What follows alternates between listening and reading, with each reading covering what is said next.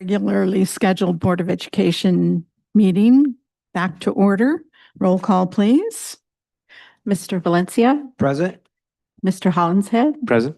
Mr. Lara is absent this evening. Ms. Cabral, Present. Mrs. Cordero, present. Report out from closed session. President Cordero, we have several reports. The Board of Education accepted the administrative appointment of Dr. Sarai Padilla, Junior High Assistant Principal, TK Junior High School. The Board of Education accepted the administrative appointment of April Scott, Elementary Assistant Principal, Tunnel Elementary. The Board of Education accepted the administrative appointment of Dina Clark, Coordinator, Multilingual Services. And the Board of Education accepted the administrative appointment of, Shandy Bain, Program Specialist of Academic Support. The roll call vote was unanimous. On items B and D, there was discussion only, no decisions or anything other than information was shared.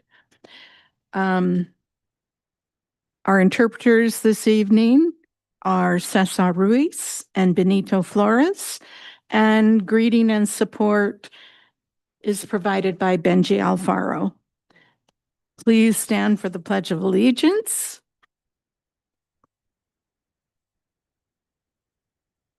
Any volunteers? Put your hand over your heart. I pledge allegiance to the flag of the United States of America and to the republic for which it stands, one nation under God, indivisible, with liberty and justice for all.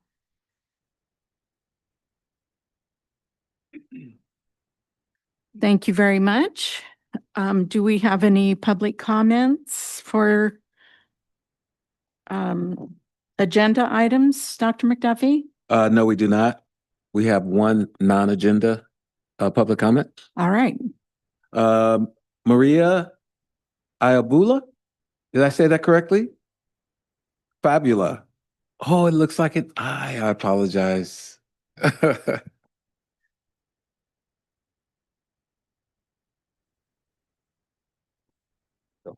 Thank you. Good evening.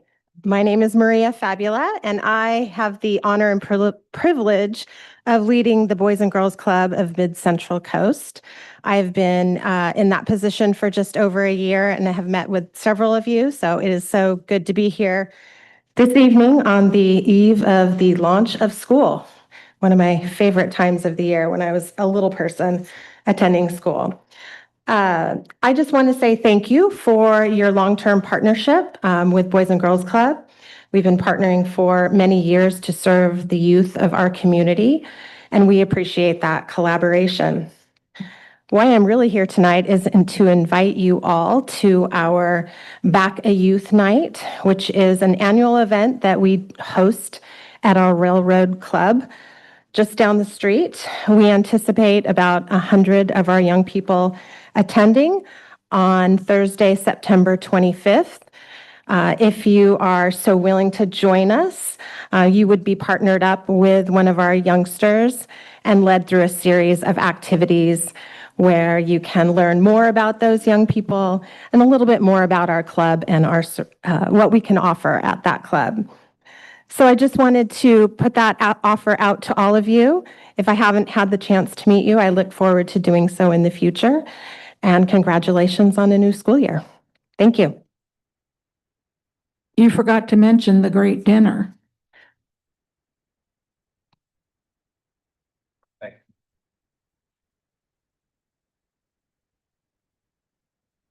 Item 9. Approval of the agenda as presented. To approve the agenda as presented. And I'll second. It has been moved by Mr. Hollinshead, seconded by Ms. Cabral to approve the agenda as presented. Roll call, please. Mr. Valencia. Aye. Mr. Hollinshead. Aye. Ms. Cabral. Aye. Mrs. Cordero. Aye. Consent items. Actions proposed for the consent agenda are consistent with adopted policies and approved practices of the district and are deemed routine in nature. They will be acted upon by roll call vote in one motion without discussion unless members of the board request an item's removal from the consent agenda, in which event it will be taken up in the order indicated on the main agenda. I'd like to begin by pulling item under B, business and financial consent, item 4, the 45-day budget review, to be presented as an action item.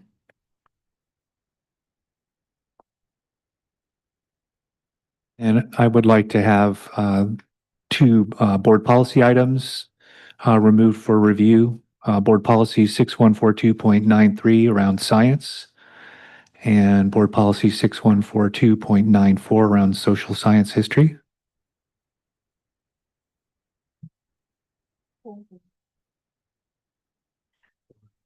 Is there a motion to approve the amended consent agenda? Motion to approve the amended consent agenda? Second. It has been moved by Mr. Valencia, seconded by Mr. Hollinshead, to approve the amended consent agenda. All roll call. Mr. Valencia, Aye. Mr. Hollinshead, Aye. Ms. Cabral, Aye. Mrs. Cordero. Aye. Moving on to our action items.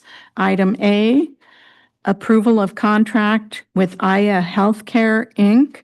for certificated special ed staffing vacancy needs 2025-26 school year.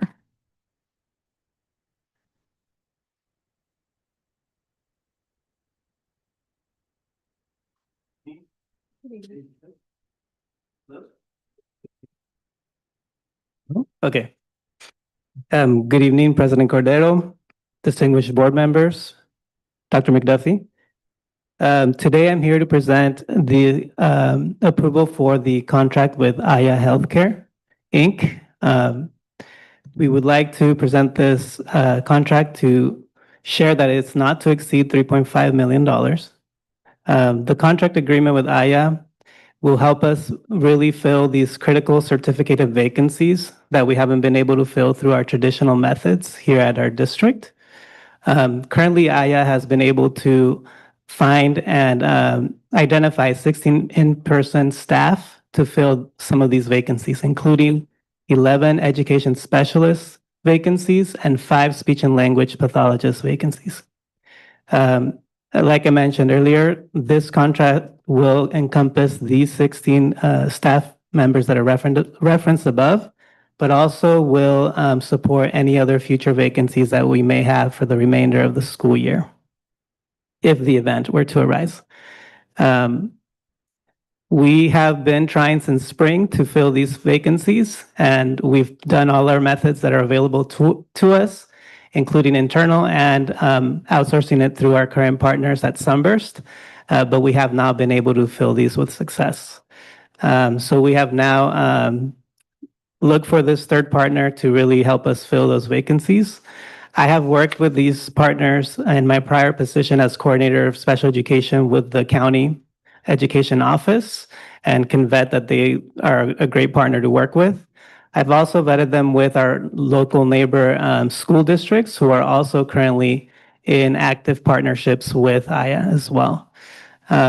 And as we know, the most important piece here is our students, right? And we are obliged and obligated to provide them with continued special education services and supports in order to meet these services that are outlined in their IEP programs, individualized education programs. So I would like to recommend that the board approves this contract so that we are able to serve our students on day one of school. And just two questions.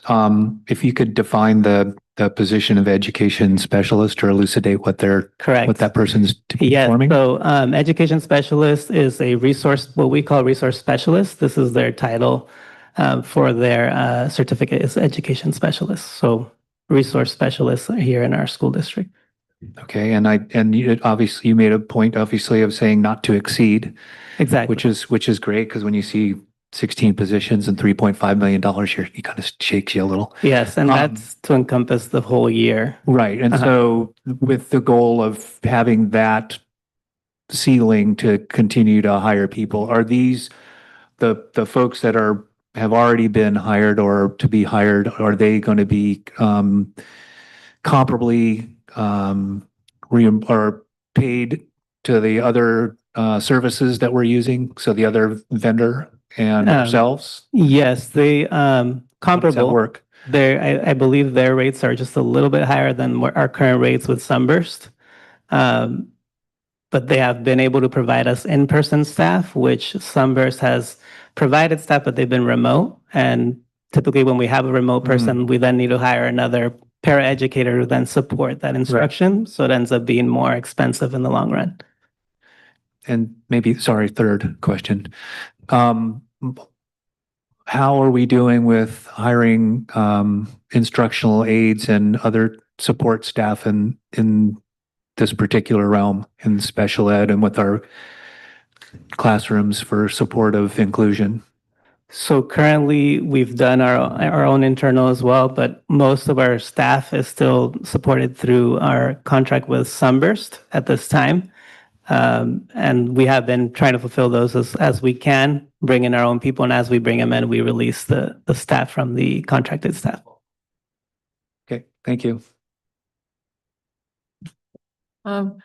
Will we continue the contract with Sunburst while we're with Aya, or has the contract ended with Sunburst, or when does that end? Great question. The contract with Sunburst is still active. This is in response to Sunburst's inability to fill these positions.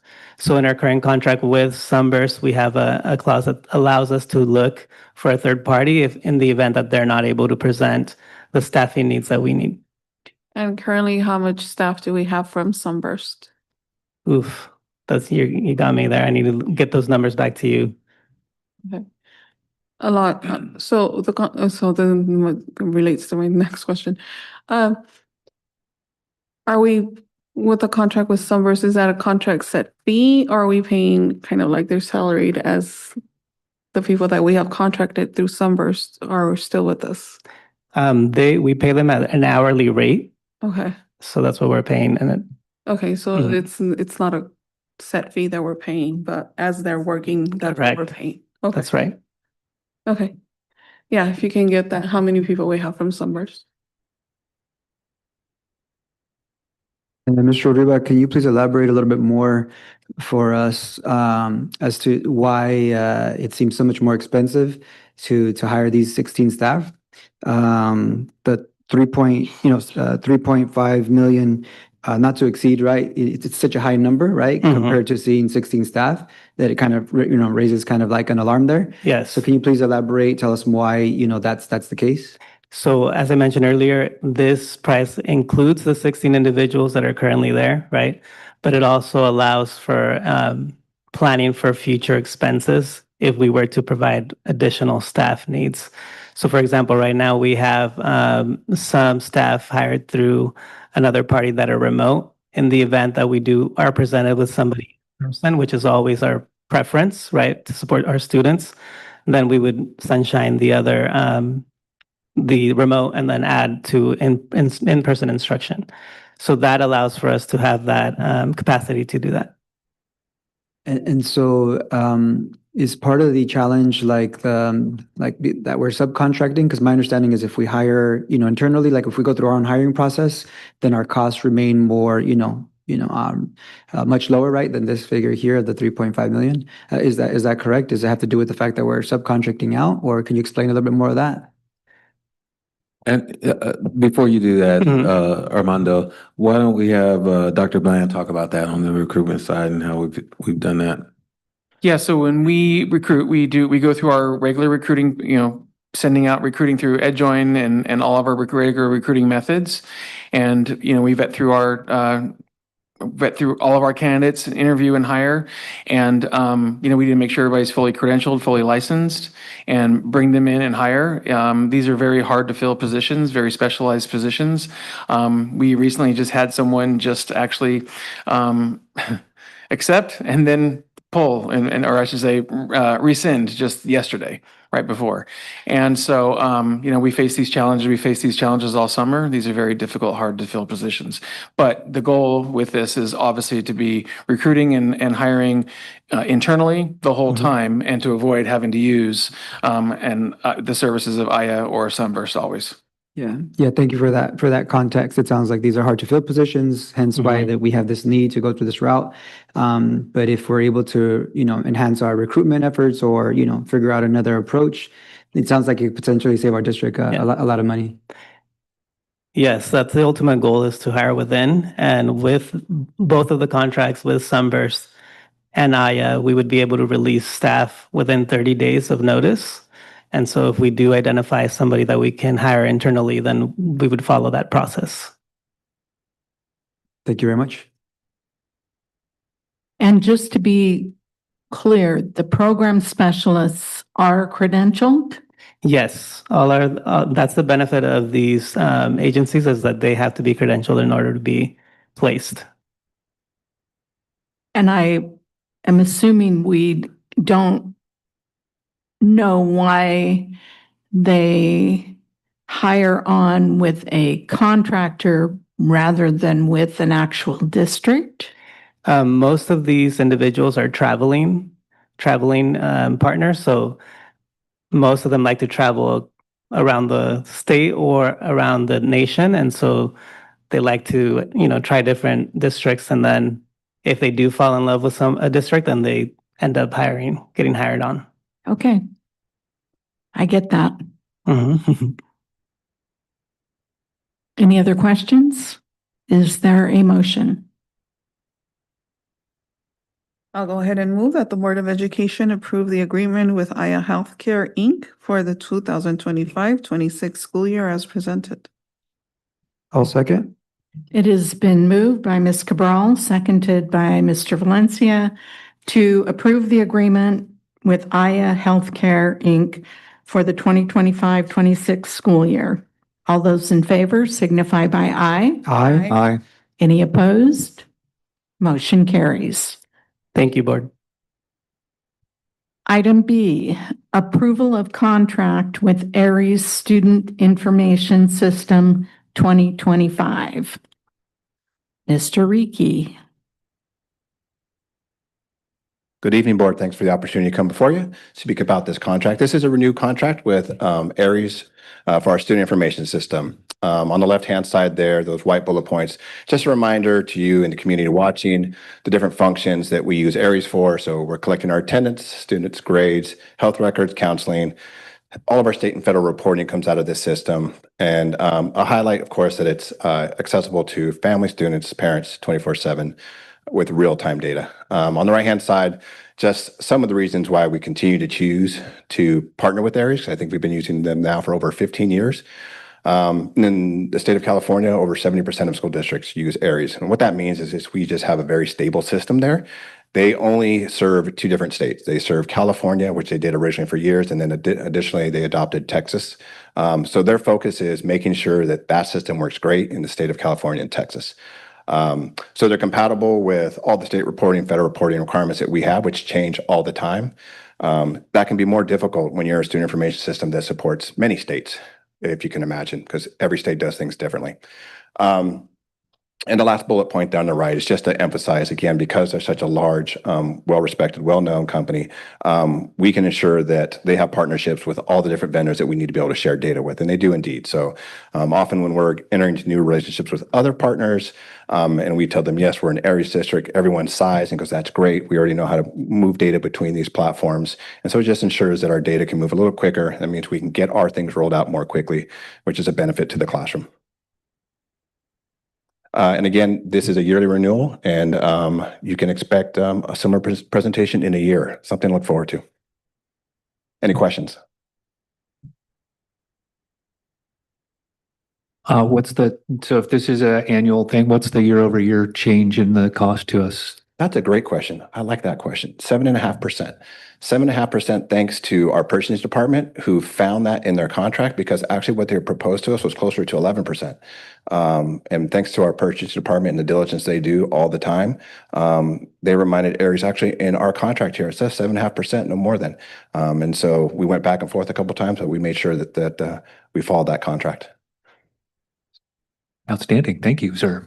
Thank you, purchasing department. Is Aries like the only game in town? It sounds like, 70% of California is using it. I use it in my classroom as a high school teacher, so I have experience using it. Yeah. But when there's limited options, as we know typically happens with markets, it becomes kind of like a monopoly, and then they get to set kind of exuberant rates sometimes. Yeah. So how do we know that this is like a reasonable price? Yeah. So the price per student, which I'd have to do some math in my head, which probably isn't great. I'd resort to a calculator. Would look real close to other data systems we use. And so, I can give you some examples in a Friday memo if you like, of kind of what per student we pay for other systems, but they're in line. And yeah, from what you're describing, it would make sense, but possibly because they have such a large market share, they don't have to do that is the other side of that coin. And so their prices have remained competitive. Any other questions? Is there a motion? I'll go ahead and move that the Board of Education approve the contract with Aries Student Information Systems 2025 as presented. It's been moved by Ms. Cabral, seconded by Mr. Hollinshead to approve the contract for Aries Student Information System 2025. All those in favor? Aye. Any opposed? Motion carries. Thank you. Thank you. Item 11C, approval of contract with NWEA for district MAP growth assessments. Ms. Grock.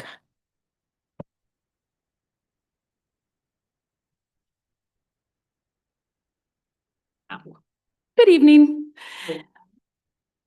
As we focus on our strategic goal to nurture the whole child, data is critical to inform our actions and to assess the impact of those actions. Additionally, data and feedback support our strategic goals of engaging our families and supporting high-quality people.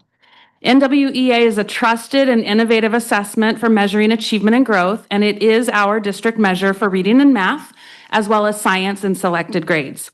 This renewal contract extends our use of the MAP growth assessments used to monitor student academic success, track interventions and progress over time, and to provide parents and teachers with actionable information about student academic strengths and needs.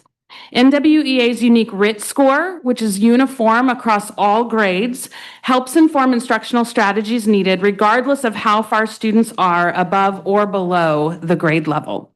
Therefore, we are asking that you approve the renewal of the NWEA contract for district assessment licenses in K-12 reading, math, science, and fluency. Question? That was really awesome. Thank you. I have just one thing. You mentioned overtime. And so, we've talked about this before as being not a summative test, but something that we can use throughout the school year. But I'm wondering, I talked to Dr. McDuffie about, is there a capacity, and we've also talked about disaggregating groups and whatnot, to try and determine some variables. Is there a means of, or could we look into a means of following kids, not just for a year, but year over year, longitudinally? Because one of the things that we also talk about, and that makes it difficult for us to assess variables with our students, is that they go site to site. And so we may be getting a picture of what a site looks like, what certain subgroups look like, but not what the particular student looks like and seeing either a drop off, an increase, or seeing anything like that. So it may be too much information, or it may be something that we don't have somebody who can do that particular thing. But at least maybe I was gonna say maybe see if we can look into that, So or you, have you? yeah, no, you bring up excellent points, and all of those desires for the data tracking and progress monitoring ability were brought up by the assessment coalition that originally chose NWEA in 2019-20. One of the reasons that we like MAP growth so much is that the RIT is consistent from K to 12th grade. So when a student has a RIT of 112, that means the same thing in first grade as eighth grade, and you can norm it to a grade level expectation. And what I mean by that is, for the CASP, you get a scale score, but what that scale score means or how that changes from grade level to grade level is very inconsistent. So a 2350 in third grade is not the equivalent of a third grade for a student who gets that score in 12th. So we love the RIT score because it does allow us to track it over time. Every time the student takes the NWEA MAP growth assessment, the parent gets a report that shows all of their scores that we have in the system. So by the time they get to eighth grade, our parents are seeing a chart of their progress for the last 9 years. We also do have the ability through our assessment and accountability division and our absolutely amazing data analyst, Kevin Smith, to find those students and to identify this kid had a huge drop. Was there something going on that day for testing? Does he need a retest? Is there something going on at home? When we move to a data platform that allows tracking, this will integrate easily and allow dashboards that provide that same information, those red flag warnings for students on the individual level, so that we're not just looking at a grade level or a site's progress and towards meeting expectations, but also looking at individual students. So we're very happy with the abilities of this assessment platform to allow that type of data analysis. Thanks. The other thing I mentioned to Dr. McDuffie too is if we see kids transferring into a certain site and all of a sudden there's an uptick also, then we identify What's happening there great that's doing, yes, practices. exactly, absolutely. as a positive. So I just thank you for that, Lori. It's really great. Certainly, thank you. Any other questions? So it looks like this is a renewal of our contract. Is it how many years is this contract? Do you know? This is a one-year contract. We have renewed every year since 2019. Okay. But we renew on an annual basis. And did you all go through a process of looking what the competitors are looking like, what they're asking for, pros and cons of other software or other tools? Yeah, we continue to look at NWEA to make sure that it's meeting our needs. As you know, through the Bright Futures Project and the Curriculum Alignment Project, we will look at other testing platforms as well. But for this year, NWEA is the one that we'd like to continue to use since we have the 6 years of data. So you all did look at other platforms, if you will, as to compare this figure to, is that correct? Correct. And the figure is still like reasonable within what other people are charging? Yes, absolutely. Thank you. Yes. I will point out, we do pay per student license, but I thought it was really interesting to share with you 74,000 plus assessments last year. And if you think of each one of those as a piece of data about a student that informs parents and informs grade level teams, classroom teachers, and sites, it's a pretty good bang for the buck when you break that cost down by 74,000 different pieces of data. Any other questions or comments? Is there a motion? I'll go ahead and move that the Board of Education approve the agreement with NWEA for MAP growth assessments for the 25-26 school year as presented. I'll second. I'm sorry, who? Mr. Valencia. Okay. It has been moved by Ms. Cabral, seconded by Mr. Valencia to approve the agreement with NWEA for MAP growth assessments for the 25-26 school year. All those in favor? Aye. Any opposed? Motion carries. Thank you.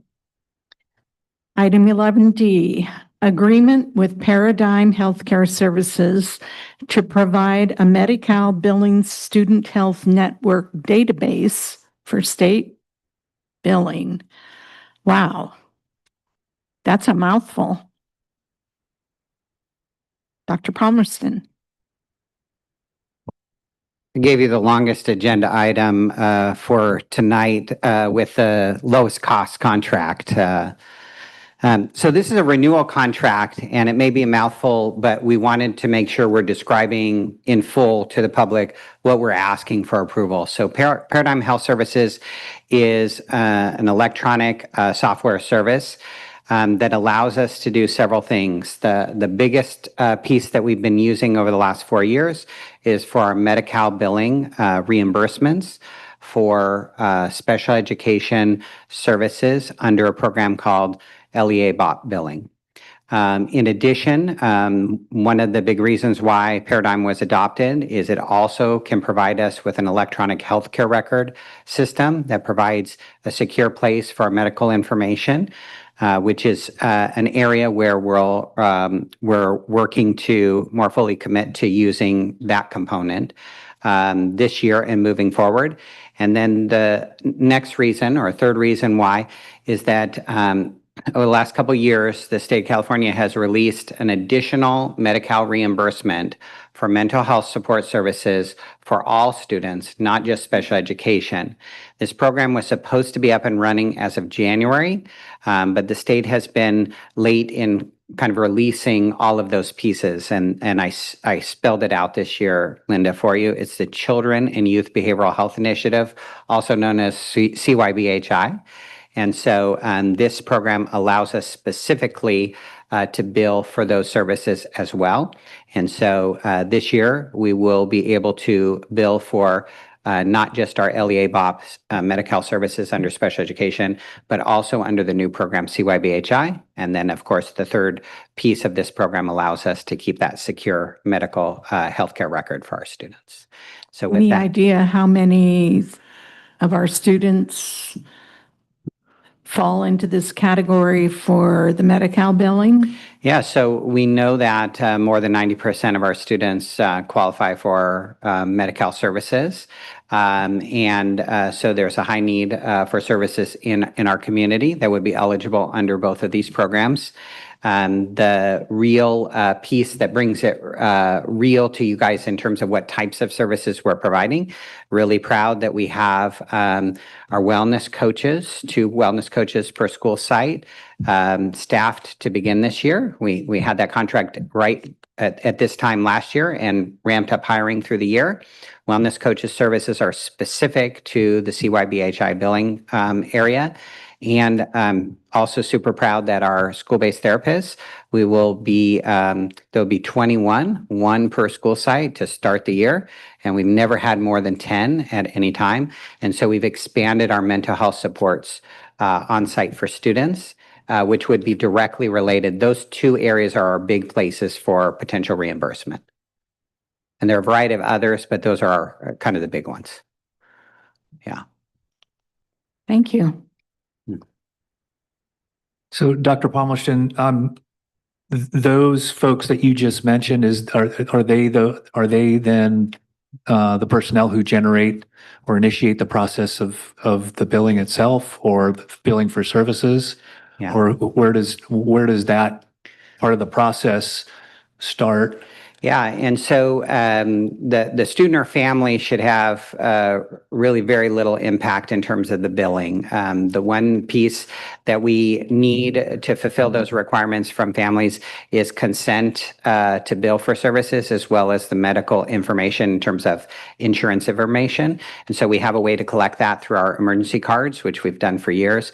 But now we're going to capture that in our new contract with Aries, to be able to do that. That's the forward-facing side. The majority of the work is done on the back end here at the district office. where our partners record their services within their platform, and then we transfer those billable services into Paradigm, done through our district staff. And And the majority of other stuff is like credentialing. It's making sure people have the right credentials and certifications to bill for. And then Paradigm is matching up the services with the types of bills. okay, and then is it also then it can be, say, PT and OT services then Yeah, as well? Anything that the student qualifies for that we offer? Yeah, so there's two different programs. LEA bot billing that's been in existence would fall into these categories as services provided through an IEP. And so those service providers are already documenting in Paradigm and reimbursing through the special education services. The new billing is for any student, not non-special education services that are mental health supports. So it's an expansion of what we're able to bill for. Yeah.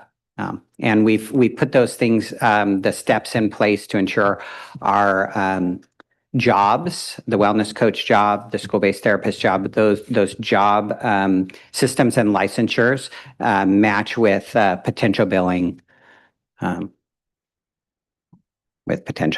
so this program allows us to do that, and then they pull that data and submit it for reimbursement. Thank you. Yeah. Any other comments or questions?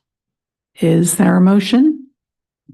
I'll move that the Board of Education approve the agreement with Paradigm Healthcare Services to provide the district with a Medi-Cal billing student health network database for state billing as presented. Second?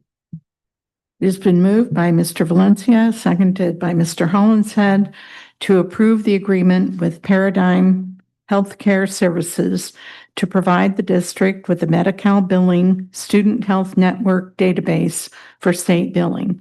All those in favor? Aye. Aye. Any opposed? Motion carries. Thank you so much. Dr. McDuffie, since the 45-day budget falls under consent, I'm assuming that's what we should do next. All right, so we will go back, and since we pulled, it was item 10B for the 45-day budget revision on page 78 of your agenda. Thank you, Mr. King.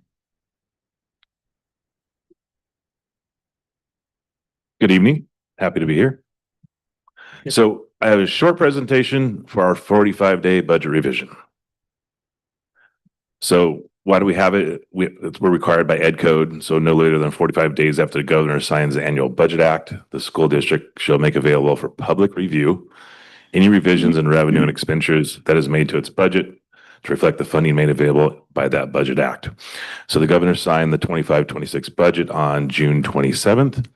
And I had the 45-day budget revision available for public review on July 22nd. It was posted to our website.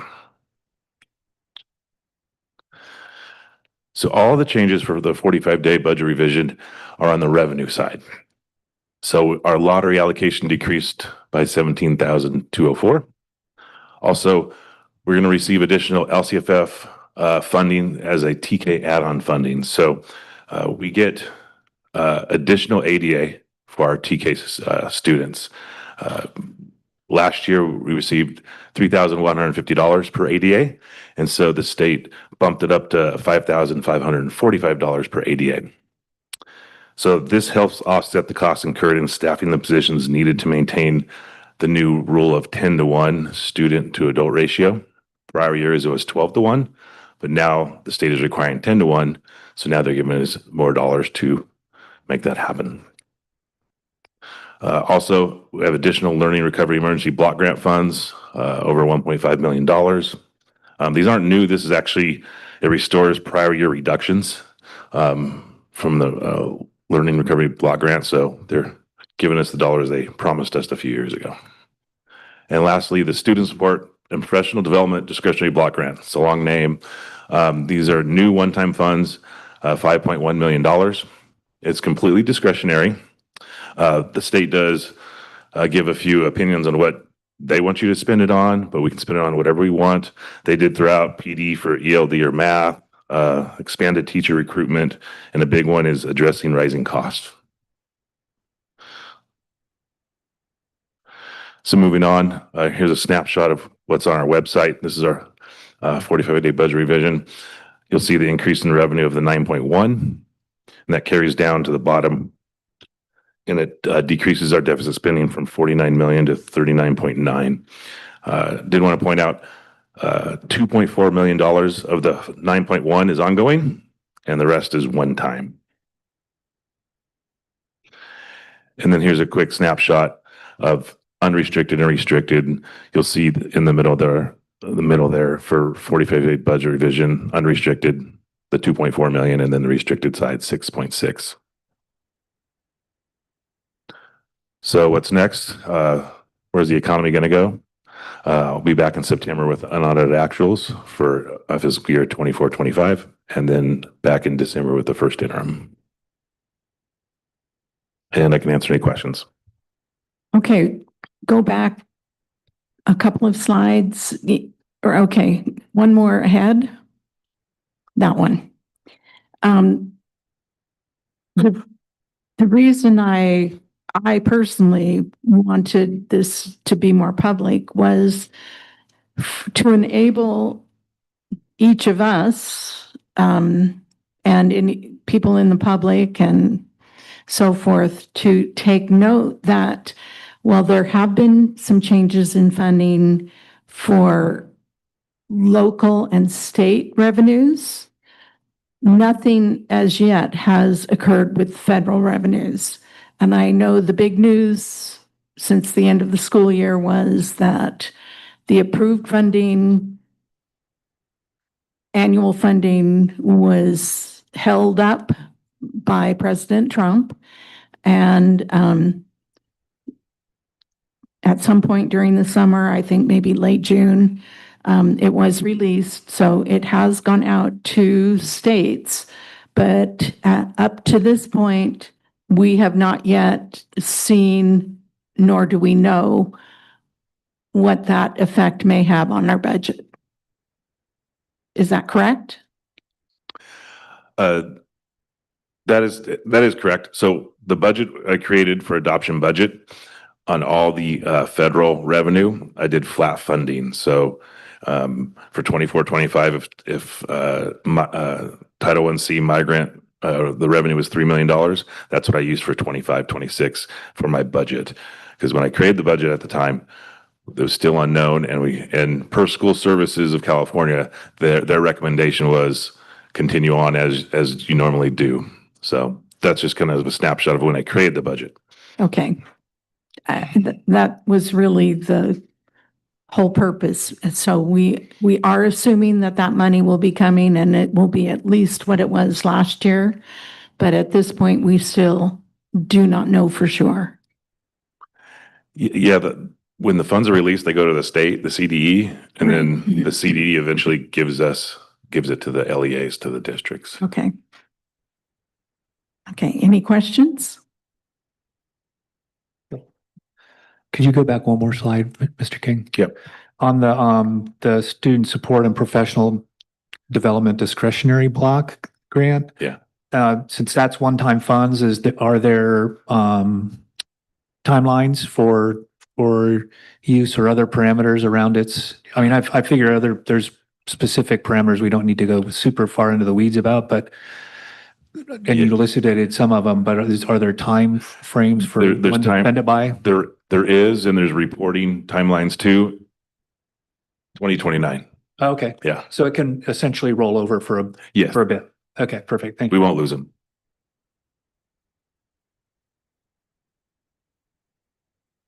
Any other questions? Okay, a motion, please. I'll go ahead and move that the Board of Education acknowledge the review of impact of the 2025-26 budget on the district's adopted budget as presented. Second?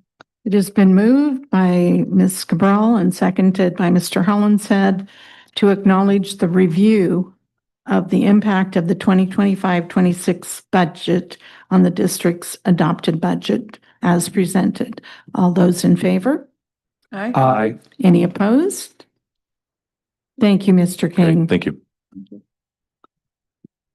And under discussion, item 12A, Measure K Series 2025 bond sale results and disclosure of actual cost of issuance. Education Code 15146. I see Mr. Beecher not moving, so Thank you, President Cordero. We're here tonight to talk about the results of the transaction selling the first series of school bonds. We had excellent support from our friends at Government Financial Services, JPA. Also, ORIC did an excellent job supporting us with our documents. We previewed this for you some time ago, and Keith is here tonight to share with you the actual results from the date of sale and close of escrow. So, Yep. Mr. Weaver. Good evening. Thank you very much for having me back tonight. Really appreciate it. As pointed out, just some brief highlights to share with you on the successful results of our Measure K bond sale that was completed this summer. And I think it's a lot of good news. We just wanted to quickly touch on the process that we went through and then discuss the results and then wrap up with some next steps. So I did want to highlight for you that we did incorporate a number of best practices in our process as recommended by the Government Finance Officers Association. These included things like having a competitive process, getting our credit rating evaluated, managing our costs, and really doing a number of things to try to get the best financial result possible. In terms of our credit rating was evaluated by one of the rating agencies called Moody's Investor Service. Our rating was affirmed at AA2. That's an excellent credit rating for a school district. If you look at the scale on the right, you can see that we're near the top of that scale, which is fantastic. And Moody's cited some important reasons in our community. We have a growing tax base and enrollment. And then here in our district, they acknowledged our strong financial position as well as our prudent budget management. So definitely compliments to the board and to staff for the really good leadership of the district's finances. For process, we had a competitive bid process on July 10th. We used an internet platform to notify bidders. We also advertised in an industry newspaper. Really wanted to encourage as much competition as possible. We allowed any bank to bid, and the goal was the more competition, we think the better the results. This next slide is showing a benchmark interest rate index. It's called the Bond Buyer 20 Bond Index. We shared this with you previously, and you can see this index goes back to when we were planning for Measure K. It has gradually risen over time. And then you can see in April, this index spiked quite a bit. And if you recall what happened back in April, that was when the news around the tariffs were announced, and that caused some jitters in the financial markets. And you can see by this benchmark, the interest rate spiked up quite a bit. Apparent cause for concern, however, I'll note that there were some interesting outcomes as a result of the tariffs and the jolts in the markets. If you look at this next chart, we're showing another index called MMDAA 20-year index. These two indices are intended to measure the same market. However, the volatility caused some challenges in the market indices being able to actually measure the market. You can see at the beginning of last year, these indices were tracking very closely together. They diverged a little bit, and then they really diverged significantly in April. And what I like to point out is that the index that's the lower interest rate in green, based on our research, that was tracking the market a little bit better based on the results we were seeing. And this index remained below our budget. So we were budgeting for interest rates to go up. And based on this index, we were seeing that market remain below our budget. We also included a budget for a credit rating adjustment. This interest rate also gradually increased over time, but did remain well within our budget. And so this was certainly a good outcome as well. Now, we can't always, we can't control the markets, but one thing we can control is when we come to the market. And so we definitely make an effort to try to maximize our visibility in the marketplace. And you can see this is a calendar of all of the California bond competitive offerings on the day of our bond sale. And what I'd like to highlight for you, not only are we the only school district, we are the only public agency in California that was selling bonds on this day. And so that's great. That means that any bank or underwriter who wants to buy California bonds, we're the only show in town. And so we think that encourages more banks to bid on our bonds when we're the only offering that's happening on our bond sale day. Now, the news of the day was, I would say, sort of mixed. There was some more news, you can see here on the right, about tariffs, which was a bit of a negative. But on the positive side, there was some really good news about American businesses and the stock market that was kind of helping sort of prop up the marketplace. So that's sort of the backdrop of how the markets were doing. And then in terms of the results, we ended up getting 10 bids from banks around the United States. We think that's a fantastic result. You can see we had a couple firms from the Midwest. We had a bunch of firms from New York, a couple more from the East Coast. And there's probably some names on here you might recognize, some big firms like Morgan Stanley, like UBS, but also a lot of names you probably don't recognize, right? A lot of smaller, more regional firms. And I think this is the value of competition, is that we get firms that are big and small, well-known and lesser known, and all of them are coming to bid on our bonds. Now, you might wonder, is 10 bids, is that a good number? How does that stack up? We have data going back to 2003 on over 400 bids. And what I like to highlight for you is that 10 bids is in the top 10% of the results that we've seen across all of these school districts all over the state of California, issuing bonds large and small. This bid result landed in the top 10%. So we think that was an outstanding result. Reasons are, I mentioned, we're the only California bond offering on bond sale day. In addition, the bonds we were issuing, 15 million, appeal to bidders both large and small. And then we have an excellent credit rating. And we think that certainly helped attract bidders as well. Now, the winning firm was a firm called Robert Baird. You can see the range of interest rates. We budgeted for an interest rate of about 5%. The interest rate from the winning firm was 4.68. And you can see it ranged all the way up to a high of 4.79%. So a difference of about 0.1%. That's actually quite a tight spread or tight range of bids. We think that shows some good competition. The second place firm was only $11,000 behind the first place. On a $15 million bond sale, that's a squeaker. The last place firm was about $180,000 more expensive than the first place firm. And then in terms of Measure K, so we got our $15 million completed this summer. I will remind you that we did accelerate the issuance of bonds from prior to the election. Prior to the election, we were planning on issuing over 5 years. We accelerated it to just a couple years, really in anticipation of new construction and trying to make sure that we front load the funds so that they're available to us for the new construction projects.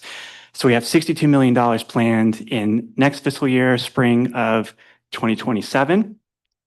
And prior to the election, we were budgeting about cash for projects of about $74 million. Given the acceleration and consolidation in the bid results, we're thinking that's going to improve. And we're estimating a budget now of about $75.7 million, which is an improvement to our facilities projects of about $1.8 million. So we think this will be extra cash into our building fund to help us accomplish our facilities projects. And then on the taxpayer side, so Measure K tax levies were estimated at $30 per 100,000 of assessed valuation. We're right on target with that, actually estimating a little bit less. And you can see the final year here is quite a bit lower. And the goal is that over time, we'll be able to reduce the number of years of taxation as well as have a slightly lower tax levy than was projected at the time of the election. So we think we're on a good track with respect to our tax levies. And then just to wrap up with some next steps, I want to say congratulations. We think Measure K is off to a really great start. Great for the district, great for our taxpayers, great for our facilities projects. And we already have the money. They were received on July 24th. It's ready to spend on our projects. And then, as I mentioned, our next sale we have scheduled for spring of 2027. So I want to thank you and happy to answer any questions. Questions?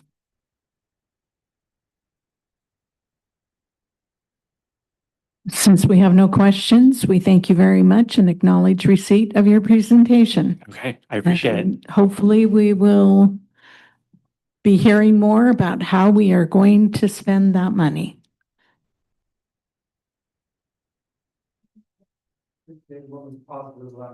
Yeah, it was. Yes, so thinking time is also important to allow for questions, so thank you. Can you tell us or like let remind the public, toward the end, could you go back, let's see, a couple of slides, let's see. There we go. So you had mentioned that for taxpayers, it's approximately $30 for every 100K of the value of their home, is that correct? 100,000 of assessed value, correct? Of assessed value. Mhm. And so, and then how long will taxpayers be paying this on their tax bill? Yep. So we're currently estimating 29 years.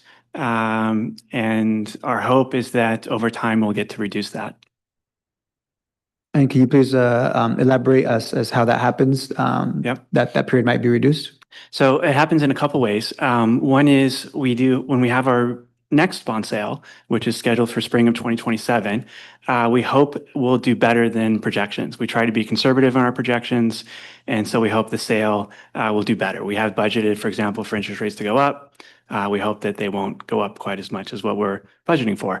So that's one way that the tax levies will improve.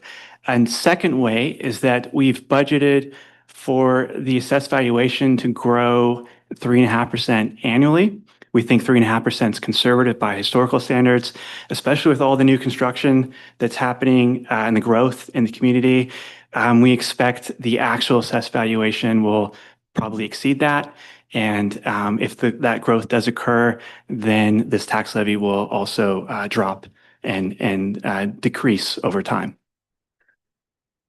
And so just for clarity, in 2027, I think you said, do we relook at what interest rates are? Yep. To see if there's a better rate that we're eligible for? Yep. So in spring of 2027, we're planning to issue $62 million of bonds. That's our final amount that's authorized under Measure K. And so we have an estimate of where we think that interest rate is going to be. But in 2027, we'll go out to bid again. We'll see who our winning bidder is, and we'll see what our winning interest rate is. And our hope is that that winner will come in better than what we budgeted for. And if that's the case, we'll get to see that tax levy drop a little bit further. Gotcha. Thank you. So if we're able to get a lower interest rate, that means potentially less years to pay off the bond. Yep, less years of taxation as well as potentially a lower tax rate. Thank you very much. Yep, you're welcome. Thank you. Okay, thanks again. Thank you. And we have no new business for this meeting. Let's go down. You haven't asked if we need new business. Oh, for this new business? You said we have no new business. Is that correct? I'm sorry, I don't understand your question. You said we have no new business, but you haven't asked if we have any new business. Is there any new business? Yes. So over the summer, there was a lot of good work that our district was engaging in with our community partners, specifically around the issue of immigration. We know that there's a lot of fear in our community. Our young people are feeling it. Our families are feeling it.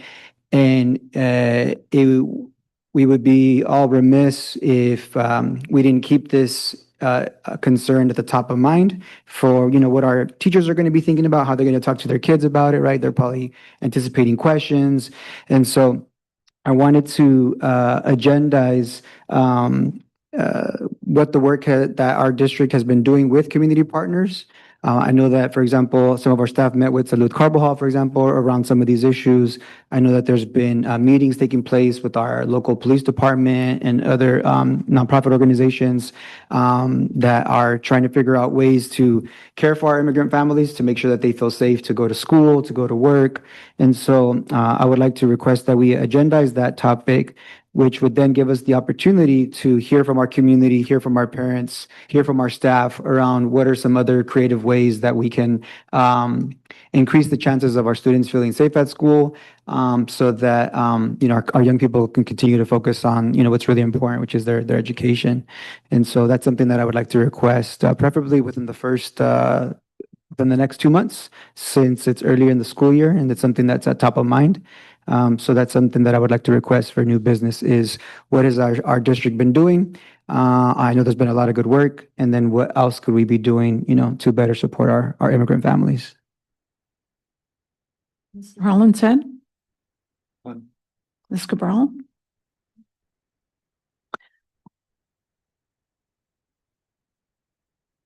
And I have nothing new. Dr. McDuffie? Well, I'll bring you all the business, not just a bit. Board Superintendent reports. Mr. Valencia, would you like to begin? Yes, absolutely. So, first of all, I want to, start by welcoming everyone to the new school year. I hope you all had a restful summer. I hope you did lots of fun things with your friends, your family. Hope you took time for yourself. We know that this work of being in education is not easy. Most of you probably did not choose this because you wanted a chill job. If you did, you're definitely going to be struggling. But I appreciate engaging in this productive struggle with all of you. I had the privilege of attending the welcome event that our district has done now for what is it, the second year now at the fairgrounds. That kickoff celebration, yeah, and it was really nice to see our staff there, excited to start the new year, reconnecting with colleagues. I had the privilege of actually bumping into at least two of my former students that I had as high school students who are now teachers in our district, and it's really for me a dream come true because I often tell my young people at the beginning of the school year that, the reason why I'm a high school teacher at Santa Maria High School is so that they can, become the leaders of our community. And so to have that, to be able to see that come to fruition, I was just one small part, right, of that puzzle, but it brings me great joy, and it's a reminder of how far our young people can go when we believe in them, when we have high expectations and when we have high support. And so I'm really excited that, we get to see that happen. And I want to thank all of our staff for being a part of that dream come true. A couple of other things that I wanted to share is over the summer, a community member reached out regarding a letter that they wanted to send out to our sheriff, Mr. Brown, regarding the topic of immigration and ensuring that our elected officials are basically aware of this issue and challenging these hardships that are taking place because of the hardship that it's creating for our families. So I did sign on to that letter. I believe Ms. Cabral, I believe you also signed on to that letter. And so what I would like to do is share with the community that letter that was signed not only on my behalf as a school board member for our district, but also on behalf of many of our other local elected officials. And so I'll take a couple of moments to read that letter for you. It's dated July 25, 2025, the Honorable Bill Brown, Santa Barbara County Sheriff. Dear Sheriff Brown, as an elected leader in our community, we are horrified by the violent and militarized mass deportation campaign that is unfolding. Every day, we hear from our constituents who are fearful and anxious about the heavy-handed immigration enforcement operations taking place. Most recently, federal agents provoked chaos in our region through raids designed to instill fear. Hardworking people have been taken into custody at gunpoint by masked agents. Young children have been left to survive without their parents. Community members have been detained because their race and appearance trigger agents' quote, reasonable suspicion, unquote. From immigrants being sent to El Salvador mega prison without any due process to United States citizens being detained. Our nation is experiencing unprecedented challenges to human dignity and civil liberties. Our community cannot accept this. As president of the major county sheriffs of America, you are in a unique position to call for the de-escalation of the attack on our immigrant communities. We call on you to do everything within your power as the leader of this national law enforcement advocacy organization to publicly stand up against the administration's dangerous immigration enforcement campaign that is putting your constituents in harm's way. As our elected sheriff, we are counting on you to be a voice for our shared constituents as you advocate for change in Washington, D.C., and we expect nothing less. Thank you for your attention to this request. Principled law enforcement leaders must stand up against this attack on our civil liberties and the values that define our nation. This moment demands your leadership. Your voice can make a difference. And so I just want to take a moment to share that, what inspired me to sign on to this important letter. This letter was also signed, just to name a few of the folks, Salud Carvajal, our United States Representative, Monique Limon, California State Senator, Greg Hart, who is a California State Assembly member, Laura Capps, Santa Barbara County Supervisor, various council members from Carpinteria, Guadalupe, Santa Barbara, folks from our Allen Hancock Community College, folks in the Goleta School District, San Ynez Community College board members, and so forth. So locally, it's nice to see that so many of us are coming together to not only raise awareness, but to put pressure on our elected officials who are in positions of authority to try to, bring some calm, bring some ease regarding these fears that are taking place. And I want to invite all of you, in your own way, to also raise your voice around what's happening because, I'm a history teacher, and I know that, in the early stages of Nazi Germany, these were the types of things that the government was engaging in. And we also know by studying history that the silence of community members is partly what led to the escalation of these things. And so we're a district that values the dignity of all people. And so it is essential that we pay attention to what's happening and challenge these types of discrimination and this separation of families, which is having a drastic impact on our young people and trauma on our young people and our families. So I look forward to continuing engaging in this dialogue with you on how we can continue to support our families. I wanted to, on a separate note, I wanted to give some shout outs to some of our staff. We receive weekly updates as board members, and there's a ton of good work happening in our district all the time. But I noticed in one of the reports that Ms. Garcia took 30 of her students to, I believe it was Plaza Olvera and El Pueblo Museums in Los Angeles. And I really appreciated seeing this because it's a great example of some culturally relevant education for our young people. A lot of people don't know this, but downtown Los Angeles, was established as a city by Black, Indigenous, Mexican, folks. And now it's a city that is on a global scale on the map. And it's nice to know that, that I was a part of that. People like me are a part of that history.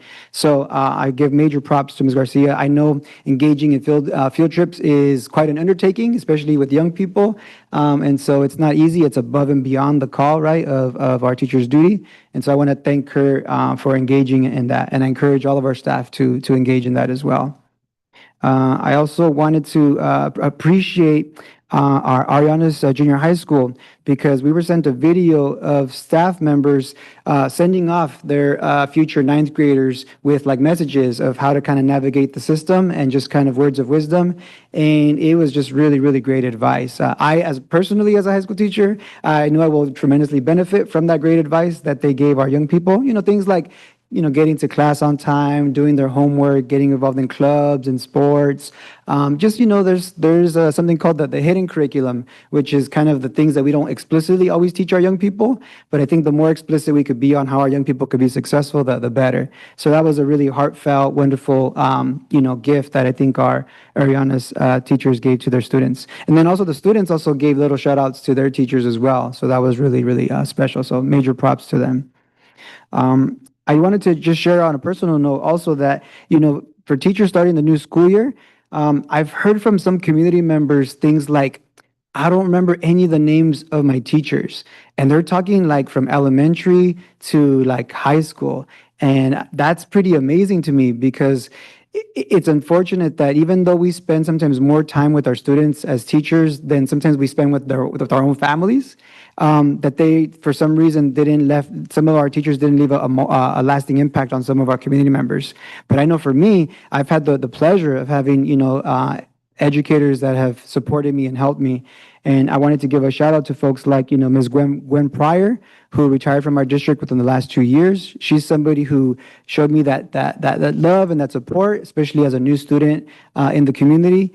And, all of our teachers have that capacity to show love to our kids, to make them feel welcome, to push them, and believe in them. So I wanted to give a shout out to Ms. Pryor. And then also a shout out to Mr. Cooper, who just recently retired. He's been having a major impact on our robotics program, and I believe will continue to support those efforts. Mr. Cooper was the type of teacher that he tried to recruit me to be a part of the Abbott program when I was a 10th grader in high school, but I had heard that class was really hard. And so I tried to avoid it as a 10th grader. And I told him, I gave him an excuse. He said, oh, don't worry, I'll pick you up in the morning so you could be a part of the Abbott program. And so once I knew that he was the type of teacher that wouldn't, leave me off the hook and that he would challenge me in that way, I told him, okay, fine. I'll find my own way to get to school.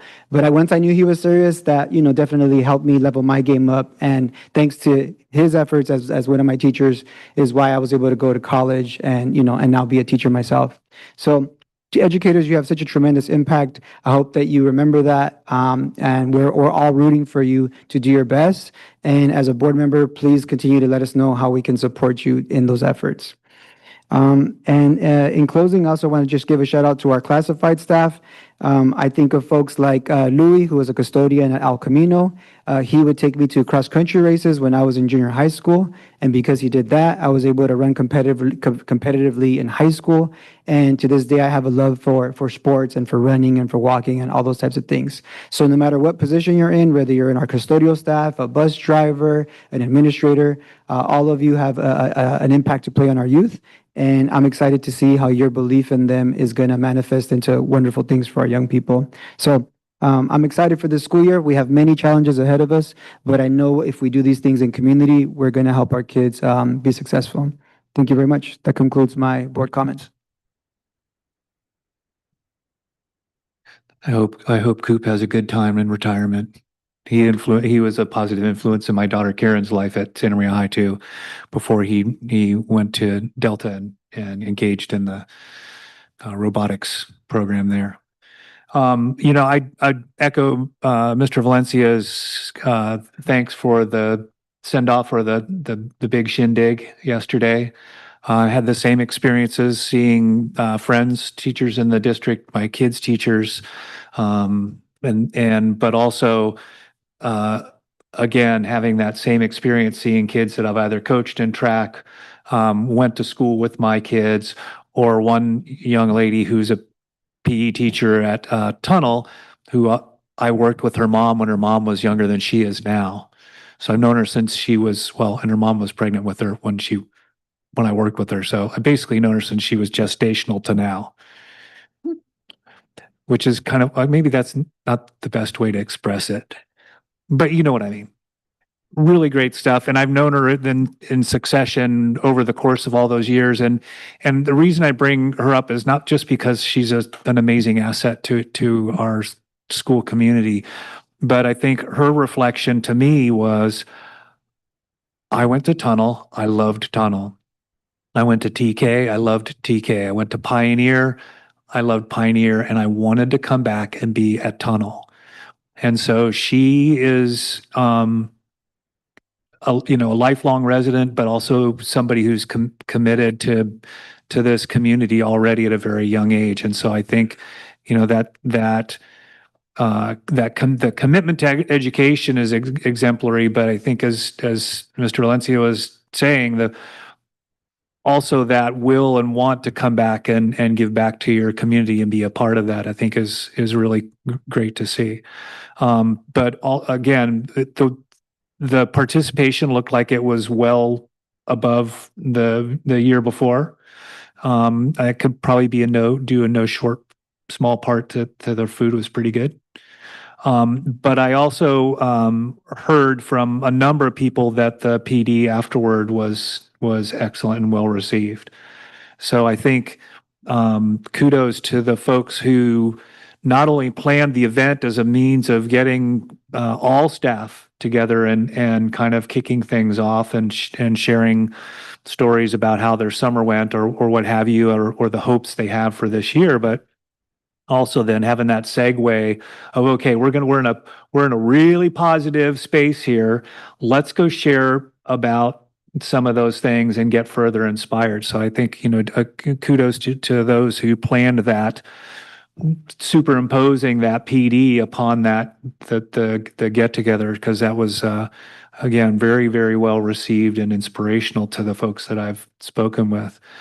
So I'm happy to see everybody excited and back this year, and I hope that the enthusiasm, the momentum carries them through not just three, 4, 5, 6, as many as we can get, many years to come.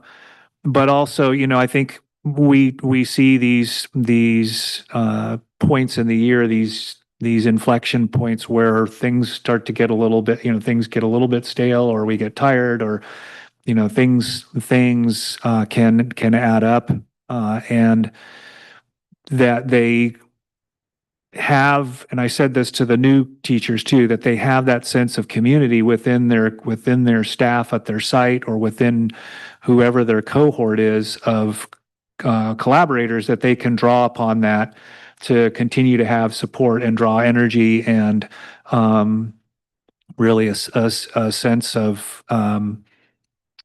not just support but encouragement from one another. Because I think that's when you talk about the whole child, we can talk about the whole teacher, I guess, right? So we want to talk about those things that we can do to keep our staff engaged and energized. And so I hope that they do that for one another, and we'll do our best to do that for them, or to provide the things that they need. That's all I got.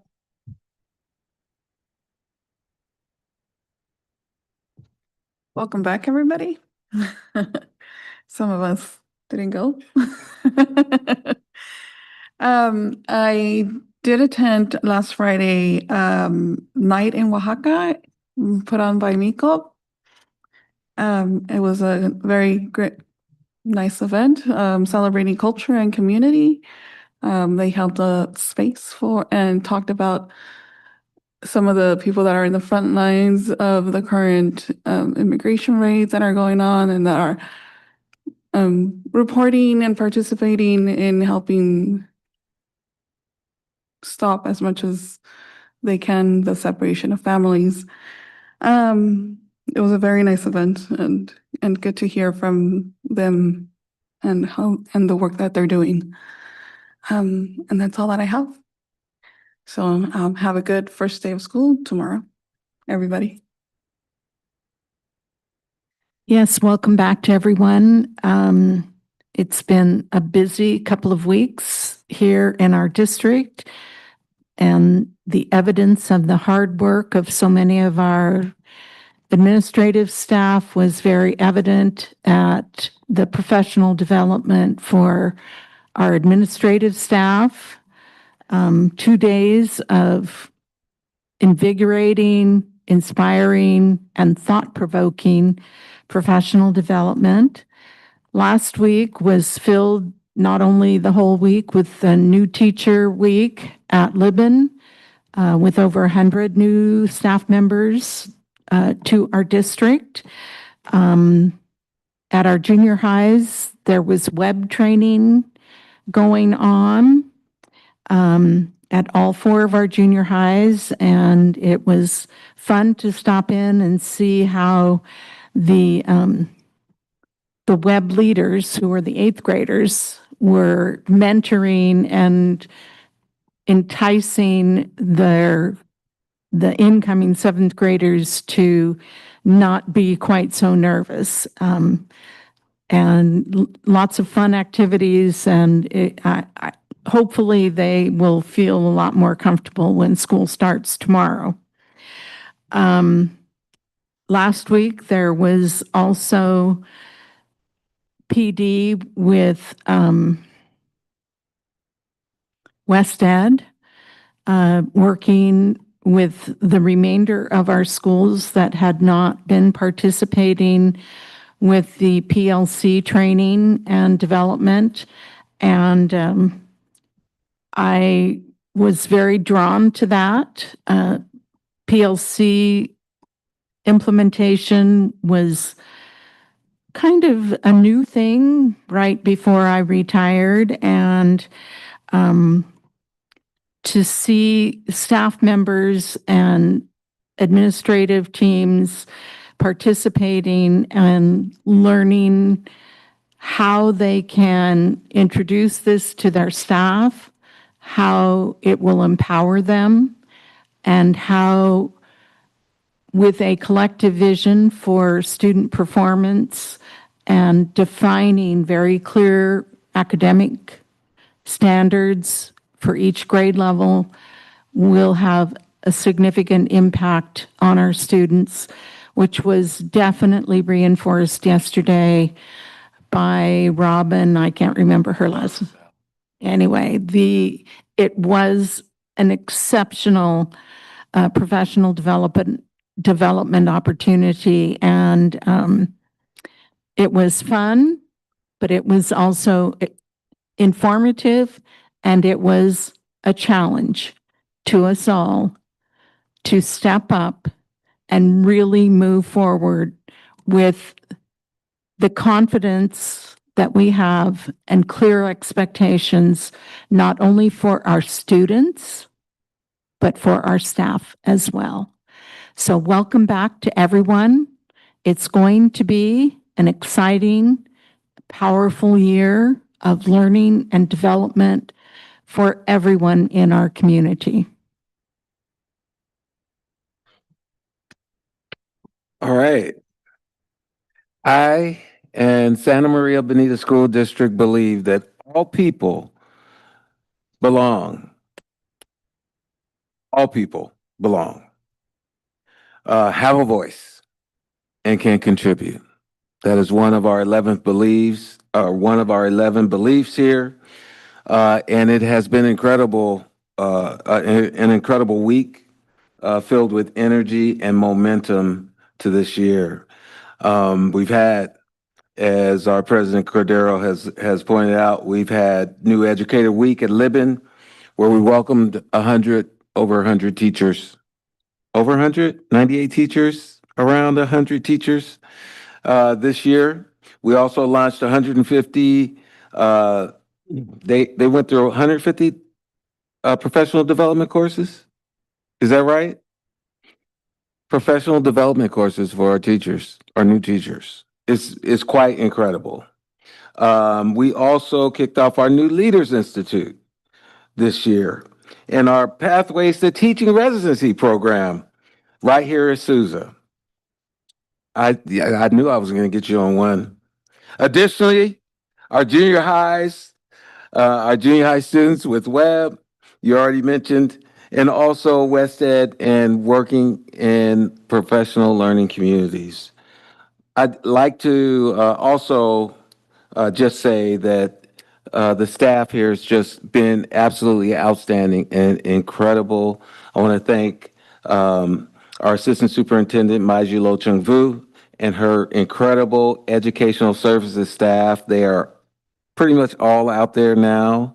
I want to thank you for the work you've done and you've put in this summer, but also before the summer in planning what we are about to launch. So I just want to thank all of you.